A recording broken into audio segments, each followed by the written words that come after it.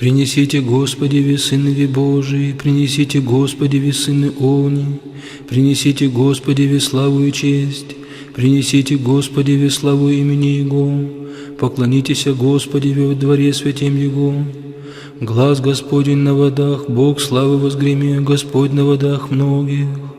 Глас Господень в крепости, глас Господень в великолепии. Глас Господа, сокрушающего кедры, и строит Господь кедры ливанские.